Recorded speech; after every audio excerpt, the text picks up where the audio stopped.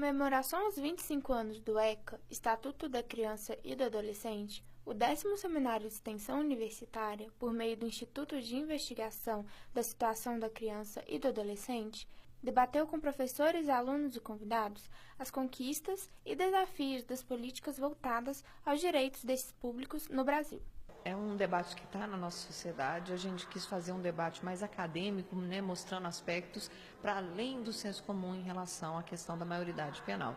Muita coisa foi dita, muita coisa foi exposta e a gente ainda tem a expectativa de que a lei da redução da maioridade penal ela não tem impacto em relação ao número de crimes e nem uma redução efetiva como se espera com uma aplicação de lei como eles desejam, né, como se deseja. Nós temos procurado orientar no sentido de criar políticas, né, ou fomentar políticas, ou fomentar discussões que possam ser muito mais produtivas na formação dos técnicos que lidam com os jovens que cometem atos infracionais. Então, a gente está vendo que há um esgotamento dessas discussões punitivas no nosso país, que a gente precisa de investir em algo que seja muito mais pedagógico, efetivamente pedagógico, no sentido de proteger a juventude e não de expular ainda mais as situações de punição ou de risco social, como essas medidas já vêm sendo adotadas. Então, a gente defende que não haja essa redução da maioridade penal para que haja uma política efetiva de pedagogia e construção educacional desses grupos que são vulneráveis dentro da nossa organização social. A conferência, ministrada pelo sociólogo e pesquisador do CRISP na UFMG, Frederico Couto Marinho, defendeu o aprimoramento do sistema socioeducativo como medida para a redução dos índices de criminalidade na juventude. Eu acho que o investimento tem que ser feito no atendimento socioeducativo, nas medidas de meio aberto e de meio fechado, e essa discussão ela é irrelevante para as políticas públicas. É uma discussão que mascara o cerne, né, o que tem que ser discutido, que é o investimento no atendimento socioeducativo, o investimento e o monitoramento, a cobrança dos serviços que prestam esse atendimento para os adolescentes. Então, essa é uma discussão que desvia o foco do que é relevante.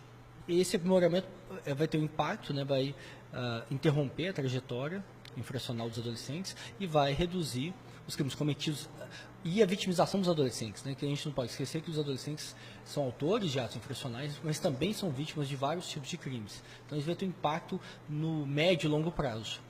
Segundo Gustavo de Melo Silva, professor e técnico judiciário, cerca de 80% dos jovens que cometem algum tipo de infração são do sexo masculino e 76% deles têm entre 15 e 17 anos. E explica também alguns dos métodos que poderiam afastar os jovens da criminalidade. Esse é um problema grave, né, complexo, que não existe uma solução única, né? São várias várias etapas de um processo que você tem que pensar nele. Então, vai desde a educação daquela criança, lá na infância, né, o aprendizado social na comunidade, com os pais, a atenção dos pais, a socialização na escola, né, até a atuação do sistema de justiça, das políticas públicas.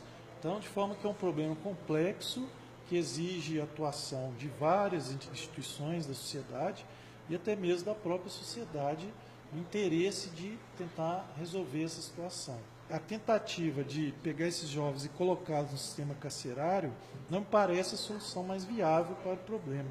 Nós deveríamos pensar em políticas públicas de inserção desses jovens, né, no trabalho, de inserção deles na escola, na comunidade, de apoio familiar, né, de estruturas que ofereçam maiores oportunidades, tanto econômicas, né, quanto de exercício da cidadania, dos direitos, né, e não apenas tentar trancafiá-los em lugares que nós sabemos parecidos com as masmorras, nos quais eles terão ainda menos direitos do que eles têm no centro de internação.